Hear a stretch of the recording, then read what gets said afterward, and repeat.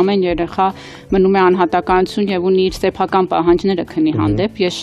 շատ ուզում եմ սա շեշտել, որովհետեւ հիմա կա երկու ծայրահեղություն, ծնողներ, ովքեր բացառապես ուղեցույցային եւ համացանցային ինֆորմացիայով փորձում են պահել երեխաներին, այո, իմ երեխան պետք է քնի 12 ժամ եւ 11 ժամ 50 րոպե քունը նորմալ չէ։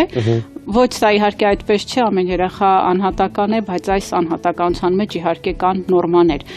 Այո, այսպես օրինակ նորածին երեխան մինչև 3 ամսեկան երեխաները սկսած 16-17 ժամից ավել մինչև 22 ժամ կարող են ունենալ նորմալ քնի տևողություն։ Մոտավորապես 1 տարեկան երեխաների մոտ սա էլի 12-ից 16 ժամ քնի տևողությունն է։ Մոտավորապես 6 տարեկանում արդեն այս քունը պետք է լինի 9-ից 12 ժամ եւ միայն 15 տարեկանից հետո, ինչպես մեծահասակներին 8 ավել ժամ։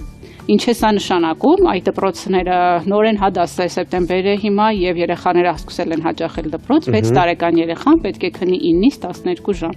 Նշանակում է նա երբ պետք է գնա քնելու, եթե դասը սկսում է 8-ին, երեխան պետք է գնա քնելու,